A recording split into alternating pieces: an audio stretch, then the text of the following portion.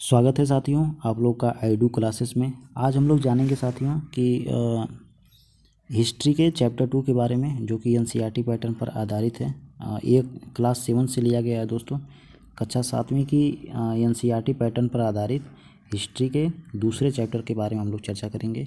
पहला चैप्टर मैंने प्लेलिस्ट में वीडियो अपलोड कर दी है, आप लोग उसको चाहें तो देख सकते हैं। तो दूसरा चैप्टर है दोस्तों, इसमें नए राजा और उनके राज्य के बारे में डिटेल में पढ़ा जाएगा। तो चलिए दोस्तों पढ़ते हैं। देखिए दोस्तों, 7वीं शताब्दी के बाद कई जो राजवंश हैं उनका उदय हुआ, और मानचित्र 1 में उपमहाद्वीप के विभिन्न हिस्सों में 7वीं से 12वीं शताब्दी के बीच शासन करने वाले प्रमुख राजवंशों को दिखलाया गया है। देखिए दोस्तों, यह मानचित्र है, और इस मानचित्र में शासन करने वालों ने जहाँ जहाँ पर शासन किया है वहाँ वहाँ पर उनका मतलब उनके राजवंशों को दिखलाया गया है। ठीक है, इसमें 7वीं से 12वीं शताब्दी के प्रमुख राज्य दिखाए गए हैं। और मानचित्र में यहाँ पर आप देख सकते हैं गुर्जर, प्रतिहार, राष्ट्रकूट, पाल, चोल और चाहमानों, ठीक है, यानी चौहानों के स्थान का निर्धारण आपको इसमें करना है। क्या आप आज जो है आज के समय में उन राज्यों की पहचान कर सकते हैं और जिन पर उनका नियंत्रण था। इसमें एक क्वेश्चन पूछ रहा है दोस्तों कि आप जो प्रेजेंट टाइम में जो राज्य हैं, क्या उनकी पहचान कर सकते थे? जो उस टाइम के मतलब राज्य होते थे, उस टाइम के नाम भी कुछ अलग होते थे। जैसे यहाँ पर देखिए दोस्तों, हल्का हल्का अगर आप देखेंगे तो यहाँ पर देखिए बनारस दिखाई दे रहा है। ठीक है, यहाँ पर गुर्जर प्रतिहार दिखाई दे रहा है। आपको बस ये मेंशन करना है कि उसके स्थान पर कौन सी जगह है। ठीक है, तो चलिए दोस्तों आगे बढ़ते हैं आपकी पहली हेडिंग में, जिसका नाम है नए राजवंशों का उदय। ठीक है, तो नए राजवंशों का उदय के बारे में चलिए चर्चा करते हैं। देखिए दोस्तों, 7वीं सदी के जब आते आते उपमहाद्वीप के विभिन्न भागों में बड़े भूस्वामी और योद्धा जो थे, सरदार अस्तित्व में आ चुके थे। और राजा लोग जो थे वह प्रायः अपने मातहत या सामंत के रूप में मान्यता देते थे, और उनसे उम्मीद की जाती थी कि वे राजा या जो स्वामी हैं उनके लिए उपहार लाएं और उनके दरबार में हाजिरी लगाएं और उन्हें सैन्य सहायता प्रदान करें। ठीक है, आगे बता रहा है दोस्तों कि अधिक जो सत्ता और संपदा हासिल करने पर सामंतों को सामंत जो होते थे अपने आप को महासामंत या मंडलेश्वर, पूरे मंडल का स्वामी इत्यादि अपने आप को घोषित कर लेते थे। ठीक है, कभी कभी वे अपने स्वामी के आधिपत्य से स्वतंत्र हो जाने का भी दावा करते थे। ठीक है, इसमें दोस्तों एक फिगर दिखाया गया है, देखिए यहाँ पर। ठीक है, यह जो चित्र है दोस्तों, यह एलोरा की गुफा 15 का भित्ति चित्र है, जिसमें विष्णु को नरसिंह अर्थात पुरुष सिंह के रूप में दिखलाया गया है। और यह जो राष्ट्रकूट काल की एक कृति है दोस्तों। ठीक है, इसमें विष्णु जी का मतलब चित्रण किया गया है। तो हम लोग एक एक चित्र को भी देखते हुए और उसको समझते हुए चलेंगे ताकि आपको कहीं दिक्कत ना हो। तो आगे दोस्तों बताते हैं हम लोग आपको कि इस तरह का जो एक उदाहरण है दक्कन में राष्ट्रकूटों का था। इस तरह का एक उदाहरण दक्कन में राष्ट्रकूटों का था। शुरुआत में वे कर्नाटक के चालुक्य राजाओं के अधीनस्थ थे। ठीक है, शुरुआती में क्या थे, वे लोग जो चालुक्य थे उनके राजाओं के अधीन में थे। और 8वीं सदी के मध्य में एक राष्ट्रकूट जो प्रधान है दंतीदुर्ग ने अपने चालुक्य स्वामी की जो अधीनता से इनकार कर देता है और उसे हरा भी देता है, और हिरण्य गर्भ, शाब्दिक अर्थ सोने का जो गर्भ है, नामक एक अनुष्ठान करता है। जब यह दोस्तों अनुष्ठान ब्राह्मणों की सहायता संपन्न किया जाता था, तो यह माना जाता था कि इससे जो याजक है जन्मना है क्षत्रिय न होते हुए भी क्षत्रिय के रूप में दोबारा क्षत्रित्व प्राप्त करने लगा। ये दोस्तों, ये लोग क्षत्रिय नहीं होते थे, फिर भी अपने दम पर लड़कर ये लोग क्षत्रियत्व स्थापित करते थे। ठीक है, आगे देखते हैं दोस्तों। अगला हेडिंग है राज्यों में प्रशासन। देखिए राज्यों में प्रशासन किस प्रकार होते थे। इन नए राज्यों में से कईयों ने महाराजाधिराज, राजाओं के राजा, त्रिभुवन, चक्रवर्तीन यानी 3 भवनों का स्वामी और इसी तरह की अन्य भारी भरकम जो उपाधियां हैं उनको धारण की। लेकिन इस तरह के जो दावे हैं, दावों के बावजूद वे अपने अपने सामंतों के साथ ही साथ किसान, व्यापारी तथा ब्राह्मण के संगठनों के साथ साथ अपनी सत्ता की भी साझेदारी ये लोग करते थे। ठीक, तो बच्चों ये लोग ब्राह्मणों के संगठनों के साथ साथ अपने सत्ता की साझेदारी भी ये लोग करते थे। आगे बताया गया है दोस्तों कि इन सभी राज्यों में उत्पादकताओं अर्थात किसानों, पशुपालकों, कारीगरों से संसाधन जो है वो इकट्ठे किए जाते थे। इनको अक्सर अपने उत्पाद का एक हिस्सा त्यागने के लिए मनाया या बाध्य किया जाता था। कभी कभी दोस्तों इस हिस्से को लगान मानकर वसूला जाता था, क्योंकि प्राप्त करने वाला भूस्वामी होने का दावा, ठीक है, ये लोग करते थे। राजस्व व्यापारियों से भी कभी कभी लिया जाता था, या एक तरीके से आप मान सकते हैं ये जो कर है वो लिया ही जाता था। ठीक है, 400 कर, थोड़ा इसके बारे में जानते हैं। ये 400 कर क्या है। ठीक है, आप लोग के जब टीचर पढ़ाएंगे तो उनसे भी आप लोग पूछिएगा कि 400 कर क्या है। ठीक है, तो चलिए हम लोग जानते हैं। देखिए दोस्तों, तमिलनाडु में शासन करने वाले चोल वंश के अभिलेखों में विभिन्न किस्म के करों के लिए 400 से ज़्यादा सूचक शब्द मिलते हैं। विभिन्न करों के 400 से ज़्यादा सूचक शब्द मिलते हैं, यानी कि 400 से ज़्यादा करों के अलग अलग सूचक हैं, अलग अलग प्रतीक हैं। ठीक है, जो सबसे अधिक उल्लिखित कर है उसका नाम वेट्टी, जो नगद की बजाय जबरन श्रम के रूप में लिया जाता था। ठीक है, एक वेट्टी नाम का कर है जो नगद, अगर आपके पास पैसे नहीं हैं तो आपको जबरन यानी ज़बरदस्ती श्रम के लिए श्रम आपसे कराया जाता था। यानी जबरन श्रम या कदमाई यानी कि भू राजस्व ये होते थे एक तरीके से। मकान पर छाजन डालने पर लगाने वाला कर, खजूर या ताड़ के पेड़ पर चढ़ने के लिए सीढ़ी के इस्तेमाल पर लगने वाला कर जो होता था, ये भी एक कर है। ठीक है, पारिवारिक संपत्ति का उत्तराधिकार हासिल करने की लगन वाले कर इत्यादि का भी उल्लेख मिलता है। देखिए दोस्तों, इसमें जो सबसे खतरनाक कर कौन है, वेट्टी कर। ठीक है, इसको अगर आपके पास नगद कैश नहीं है तो आपको ज़बरदस्ती काम कराया जाता था। और तमाम इसमें कर हैं। ठीक है, चर्चा एक ही दो की होती है, सबकी नहीं होती है। आगे दिया है दोस्तों, क्या आज इनमें से कोई कर वसूले जाते हैं। ठीक है, तो आपको यह थोड़ा सा अभी देखना है। इस टाइम तो मतलब कर के रूप में वही रोड टैक्स और जीएसटी यही सब वसूले जा रहे हैं, और भी बहुत तरीके के कर हैं जो कि हम लोग के संज्ञान में नहीं है। ठीक है, अगला हम लोग हेडिंग है दोस्तों, प्रशस्तियाँ और भूमि अनुदान। क्या होती हैं प्रशस्तियाँ और भूमि अनुदान के बारे में चलिए चर्चा करते हैं। देखिए दोस्तों, ये जो प्रशस्तियाँ में ऐसे ब्यौरे होते हैं, ऐसे ब्यौरे का वर्णन किया गया है जो अगर आप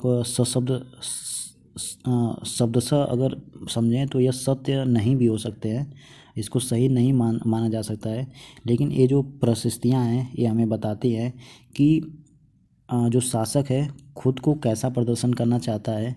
ठीक है, जैसे मिसाल के लिए शूरवीर, विजयी योद्धा के रूप में, या विद्वान ब्राह्मण द्वारा रची गई थी। ठीक है, जो अक्सर प्रशासन में मदद करते थे।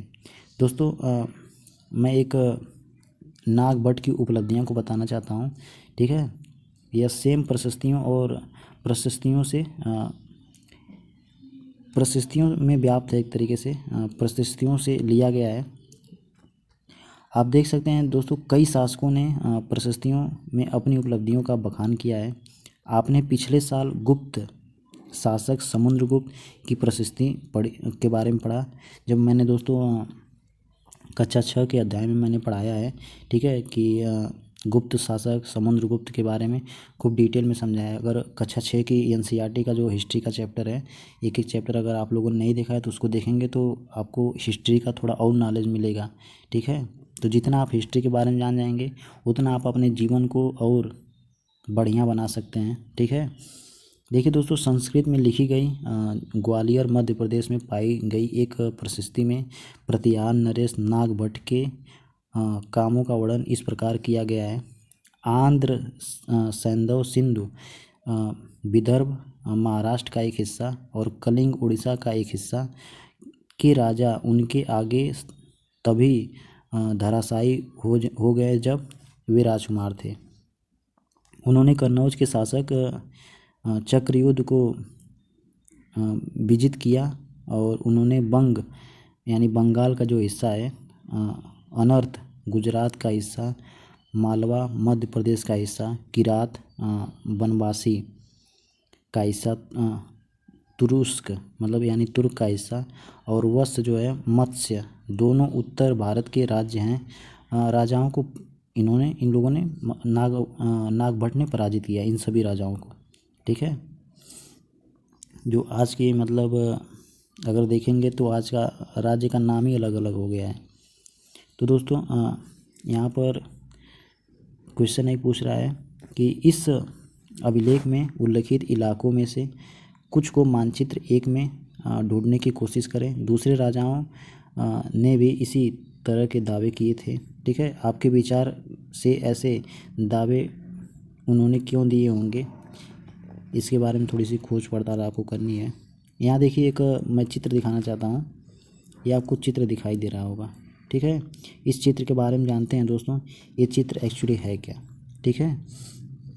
देखिए दोस्तों, यह थोड़ा संस्कृत और थोड़ा तमिल में लिखा हुआ ताम्रपत्रों का एक संग्रह है जिसमें 9वीं सदी में एक शासक के द्वारा दिए गए भूमि अनुदान का उल्लेख है, ठीक है।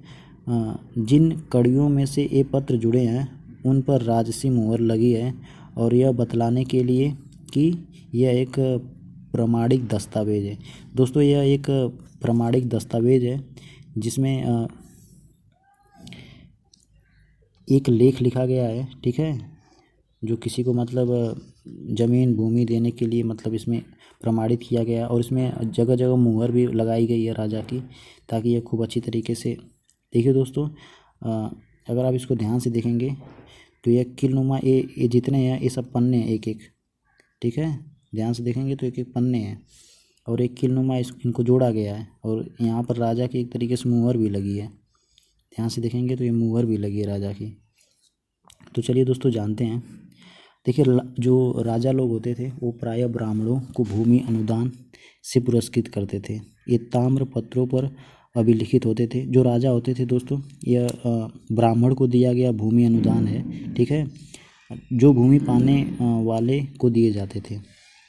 आगे देखते हैं दोस्तों, भूमि के साथ क्या क्या दिया जाता था। देखिए, जो भूमि दिया जाता था ब्राह्मणों को, उनके साथ और क्या क्या दिया जाता था तो उसके बारे में हम लोग चर्चा करते हैं। तो चलिए दोस्तों देखते हैं। देखिए दोस्तों, एक अनुदान जो तमिल भाषा में चोलों द्वारा दिए गए ब्राह्मणों को दिया गया है, वह इस प्रकार से है कि हमने मिट्टी की मेड़े बनाकर साथ ही कांटेदार लगाकर भूमि की सीमाओं को चिन्हित कर दिया है। इस भूमि पर ये चीज़ें फलदार वृक्ष, पानी, भूमि, बगीचे और फलोद्यान, पेड़, कुएं, खुली जगह, चारागाह, एक गांव, बाबी, चबूतरे, नहरें, खाइयों, नदियों, दलदली ज़मीन, हौज, अन्नागार, मछलियों के तालाब, मधुमक्खियों के छत्ते और गहरी झीलें, ठीक है। जिसे यह भूमि मिलती है वह इससे कर वसूली कर सकता है। वह न्यायाधिकारियों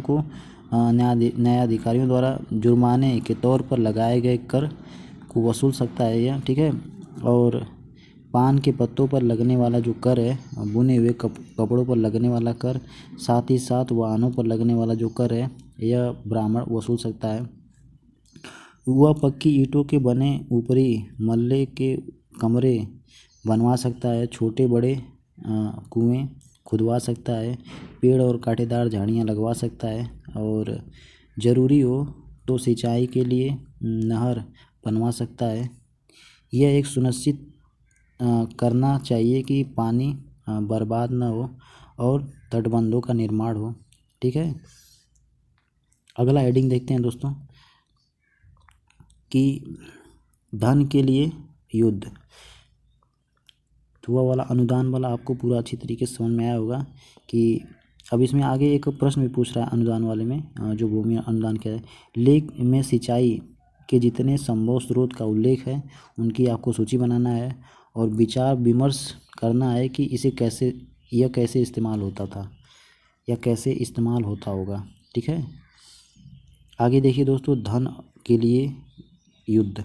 धन के लिए कितने युद्ध हुए, चलिए हम लोग देखते हैं। देखिए दोस्तों, आपने अगर गौर किया होगा कि इनमें से जो प्रत्येक शासक हैं, राजवंशों का जो आधार था वो कोई विशेष क्षेत्र का होता था। ठीक है, और वे दूसरे क्षेत्रों का भी नियंत्रण करने का दोस्तों प्रयास करते थे। एक क्षेत्र के साथ साथ दूसरे क्षेत्र का भी लोग नियंत्रण करने का प्रयास करते थे। देखिए, इसमें बताया गया है दोस्तों, एक विशेष रूप से वांछनीय क्षेत्र था गंगा घाटी में कन्नौज नगर। ठीक है, एक कन्नौज नगर एक वांछनीय क्षेत्र था जिसमें गुर्जर प्रतिहार, राष्ट्रकूट और पाल वंशों के शासक सदियों तक कन्नौज के ऊपर नियंत्रण को लेकर आपस में लड़ते रहे। और चूँकि इस लंबी चली लड़ाई में 3 पक्ष होते थे दोस्तों, इसलिए इतिहासकारों ने प्रायः इसकी चर्चा त्रिपक्षीय संघर्ष के रूप में मानते हैं। ठीक है, आगे बता रहा है कि दोस्तों, जैसा कि हम देखेंगे पृष्ठ 62 से 66 में, ठीक है, शासकों ने बड़े मंदिर का निर्माण करवाया और भी अपनी सत्ता और संसाधनों का प्रदर्शन करने का प्रयास किया। इसलिए जब वे एक दूसरे के राज्यों पर आक्रमण करते थे, इसलिए दोस्तों जब एक दूसरे के ऊपर जब वे लोग आक्रमण करते थे तो मंदिरों को तो अपना निशाना बनाते ही थे, कभी कभी बहुत अधिक संपन्न रूप से हो जाते थे। आप अध्याय 5 में इसके बारे में खूब डिटेल में पढ़ेंगे। ठीक है, आगे बता रहा है दोस्तों कि अफ़गानिस्तान जो है में गजनी का जो सुल्तान है महमूद, ऐसे शासकों में से सबसे ज़्यादा प्रसिद्ध है। उसने 997 से 1030 तक शासन किया और अपने नियंत्रण का विस्तार जो है वो मध्य एशिया के भागों, ईरान एवं उपमहाद्वीप के उत्तर पश्चिमी हिस्सों तक किया था। ठीक है, यह दोस्तों लगभग हर साल उपमहाद्वीप पर हमला करता था। ये बहुत ही मनबड़ राजा था, यह हर साल हमला करता था। उसका निशाना थे संपन्न मंदिर, जिसमें गुजरात का जो सोमनाथ मंदिर है ये भी शामिल था। ठीक है, आशा हम करते हैं कि अमृतसर वाले मंदिर पर भी आक्रमण करवाया होगा। महमूद जो धन उठा के ले गया था दोस्तों, उसका बहुत बड़ा हिस्सा गजनी में एक वैभवशाली राजधानी के निर्माण कार्य में खर्च हो गया। आगे बता रहा है दोस्तों, सुल्तान महमूद अपने द्वारा जीते गए लोगों के बारे में कई बातें जानता था और उनसे अल बेरूनी नामक एक विद्वान को इस उपमहाद्वीप का जो लेखा जोखा है वो लिखने का काम सौंप दिया। अरबी में लिखी गई उनकी कृति किताब अल हिंद। ठीक है, अगर आप गूगल पर सर्च करेंगे तो किताब अल हिंद, ठीक है, इस नाम से अगर खोजेंगे तो ज़रूर मिलेगा। आज भी इतिहासकारों के लिए एक महत्वपूर्ण स्रोत है। बता रहा है कि अल बेरूनी ने इसे तैयार करने के लिए संस्कृत के विद्वानों से परामर्श लिया था दोस्तों। इस किताब को तैयार करने के लिए संस्कृत के विद्वानों से परामर्श लिया गया था। आगे देखते हैं दोस्तों, जो युद्ध है, युद्ध करने वाले दूसरे राजा में चाहमान भी होते थे, जो बाद में चौहान के रूप में जाने गए। देखिए दोस्तों, चौहान एक ठाकुर होते हैं, छत्री। ठीक है, वे दिल्ली और अजमेर के पास के जो क्षेत्र हैं पर शासन करते थे और उन्होंने पश्चिमी और पूर्व की ओर अपने नियंत्रण क्षेत्र का विस्तार करना चाहा, जहां उन्हें गुजरात के चालुक्यों और पश्चिमी उत्तर प्रदेश के गढ़वालों से टक्कर हो गई और वह टक्कर का खूब मुंह तोड़ जवाब भी देते हैं। आगे बता रहा है दोस्तों, चाहमानों का सबसे प्रसिद्ध शासक था पृथ्वीराज तृतीय। देखिए यहाँ से थोड़ी सी कहानी इंटरेस्टिंग होने वाली है। जो पृथ्वीराज तृतीय 1168 से, ठीक है, 1168 से 1192 तक ये शासन किया था, जिसने सुल्तान मोहम्मद गौरी नामक अफगान शासक को 1991 में हराया। इसकी पहली उपलब्धि 1191 में हुई थी, उसको हरा दिया था, मोहम्मद गौरी को हराया था, ठीक है। आगे बता रहा है कि लेकिन दूसरे साल 1992 में उसके हाथों हार गया, और दूसरे साल वो बेचारा उसी के हाथों हार जाता है, ठीक है। आगे बता रहा है दोस्तों कि एक क्वेश्चन पूछ रहा है इसमें कि मानचित्र को दोबारा से देखना है और विचार विमर्श करना है कि चाहमानों ने अपने इलाके का विस्तार क्यों करना चाहा, ठीक है, करना चाहा होगा। तो ये आपको थोड़ा सा देख लेना है, ठीक है, ये आपका काम है। जितना दोस्तों एक एक चीज़ अगर गहराई समझेंगे उतना ही आपको अच्छी तरीके से समझ में आता चला जाएगा। तो दोस्तों अगली हेडिंग है चोल राज्य नज़दीक से एक नज़र, ठीक है। अगली हेडिंग क्या है, चोल राज्य, इसको नज़दीक से हम लोग देखेंगे एक नज़र में, ठीक है। ये देखिए ये भारत के नक्शे में चोल राज्य का वर्णन किया गया है। अब आगे बता रहा है दोस्तों कि उरैयूर से तंजावुर तक, ठीक है। चलिए इसके बारे में जानते हैं। देखिए दोस्तों, जो चोल वंश सत्ता में कैसे आया, कावेरी डेल्टा में मोट्रियार नामक नाम से प्रसिद्ध एक छोटे से मुखिया परिवार की यह सत्ता थी। वे कांचीपुरम के पल्लव राजाओं के मातहत थे और उरइयार के चोल वंशी प्रमुख उलयार जो हैं के प्रमुख जो थे चोल वंशी प्राचीन मुखिया परिवार के विजयालय के 9वीं सदी के मध्य में मृट्टियारों को हराकर इस डेल्टा पर कब्जा जमाया। उसने वहाँ तंजावुर शहर और निशुम्भ सुदनी देवी का मंदिर भी बनवाया था। ये वहाँ पर शासन करके निशुम्भ सुदनी देवी का मंदिर भी बनवाया। आगे बता रहा है दोस्तों कि जो विजयालय है कि उत्तराधिकारी ने पड़ोसी इलाकों को जीता और उसका जो राज्य है अपने क्षेत्रफल तथा शक्ति दोनों रूपों से ये लोग अपना बढ़ाते गए। और दक्षिण और उत्तर के जो पांड्यन और पल्लव के इलाके जो हैं जो इस राज्य का हिस्सा बना लिए गए, वे प्रथम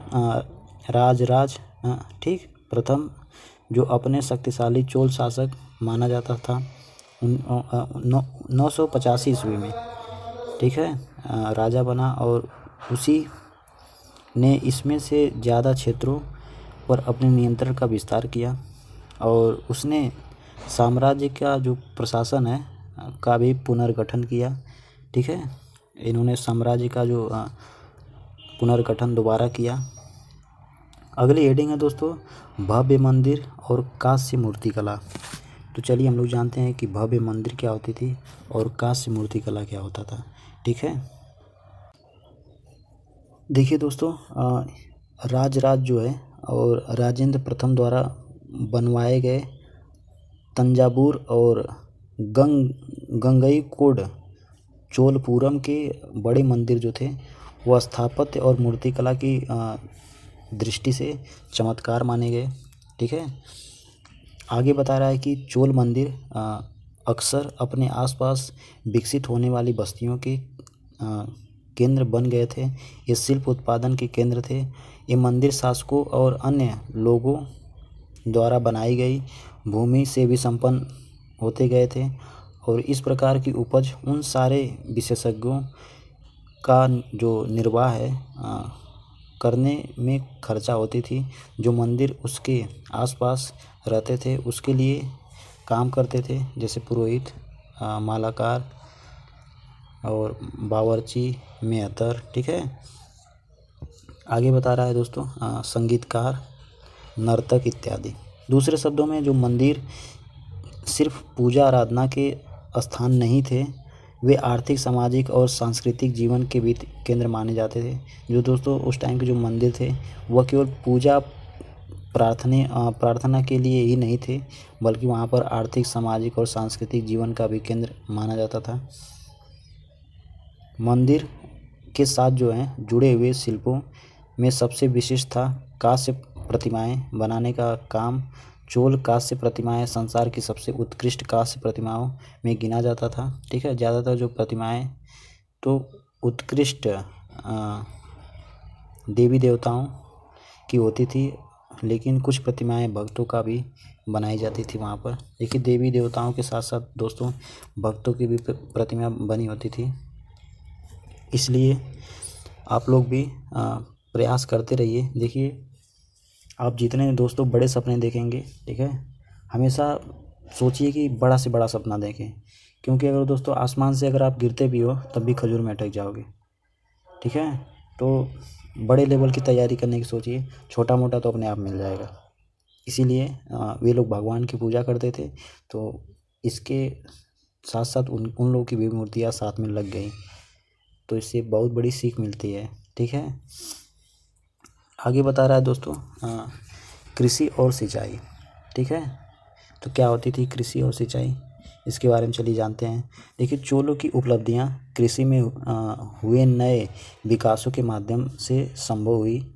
जो मानचित्र 2 को आपको देखना है, देखिएगा आप, और उसमें गौर कीजिएगा कि जो कावेरी नदी है और बंगाल की खाड़ी में मिलने से पहले कई छोटी छोटी शाखाओं में बढ़ जाती है।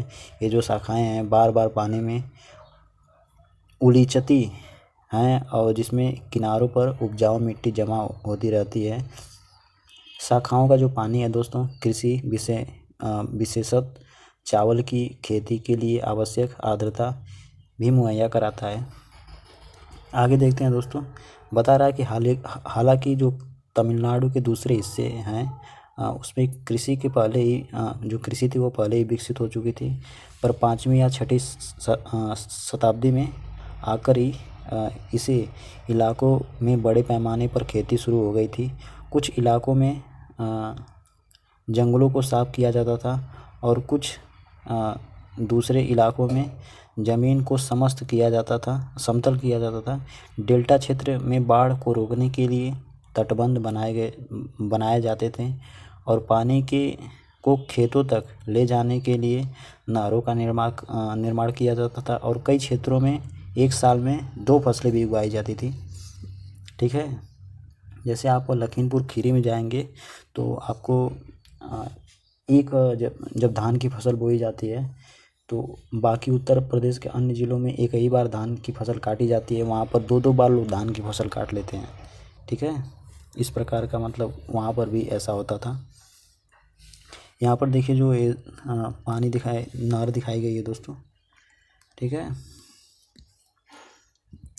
आगे हम लोग चलते हैं अगले टॉपिक पर, जिसका नाम है साम्राज्य का प्रशासन। ठीक है, तो चलिए हम लोग जानते हैं साम्राज्य का जो प्रशासन था ये क्या होता था। देखिए, प्रशासन किस प्रकार संगठित था। किसानों की जो बस्तियां थी वो उर कहलाती थी। ठीक है, किसानों की बस्तियां क्या कहलाती थी दोस्तों, उर कहलाती थी। ठीक है, और सिंचित खेती में के साथ बहुत समृद्ध हो गई थी, और जो मतलब सिंचाई वाली खेती होती थी उसके साथ यह बहुत समृद्ध यानी आगे बढ़ गई थी। इस तरह के गांवों के समूह को नाडु कहा जाता था। ग्राम परिषद और नाडु न्याय करने और कर वसूलने जैसे कई प्रशासकीय कार्य करते थे। ठीक है, आगे बता रहा है कि वेल जाति के धनी किसानों को केंद्रीय चोल सरकार की देखरेख में नाडु के कामकाज में अच्छा खासा नियंत्रण हासिल करना था। उनमें से कई धनी भूस्वामी को चोल राजाओं के सम्मान के रूप में मूवेंद वेलन 3 राजाओं को अपनी सेवाएं प्रदान करने वाला वेलन या किसान आप बोल सकते हैं इसको। ठीक है, मुंदवेलन को मूवेंद वेलन। ठीक है, और यार जो था वो दोस्तों प्रधान जैसी उपाधियां इनको दी जाती थी और उन्हें केंद्र में महत्वपूर्ण राजकीय पद भी सौंपे गए। ठीक है, आगे बता रहा है दोस्तों भूमि के प्रकार। तो भूमि कितने प्रकार की होती थी, चलिए जानते हैं। देखिए, चोल अभिलेखों में भूमि को विभिन्न कोटियाँ का उल्लेख मिलता है, जैसे विल्लन वगाई। ठीक है, गैर जो ब्राह्मण थे, किसान स्वामी की भूमि, ब्रह्मादे। ठीक है, आगे दिया है दोस्तों ब्राह्मणों के उपहार में दी गई भूमि साला भोग। जो ब्राह्मणों को उपहार में भूमि दी जाती थी उसको साला भोग बोला जाता था। वो वाला साला मत समझ लीजिएगा आप लोग। ठीक है, ये सब चोल साम्राज्य से रिलेटेड है। किसी विद्यालय के रख रखाव के लिए भूमि, देवदान, तिरुनमटुक्कनी। ठीक है, मंदिरों को उपहार में दी गई भूमि, पल्ली चंदम जैसे संस्थानों को दान में दी गई भूमि ये होती थी। तो आशा करते हैं दोस्तों ये भी आप लोगों ने खूब अच्छी तरीके से समझा होगा। देखिए, ये जो चैप्टर है आपका यहीं पर समाप्त हो जाता है। ठीक है, आगे दिया है कि अभिलेख और लिखित सामग्री, तो इसको आप लोग पढ़िएगा। ये कुछ क्वेश्चन भी पूछे हैं कि क्या आपको लगता है कि महिलाएं इन सभाओं में हिस्सेदारी करती थी? क्या आप समझते हैं कि समितियों के जो सदस्य हैं का चुनाव के लिए लॉटरी का उपयोग होता था? ये आपको कर लीजिएगा इसको।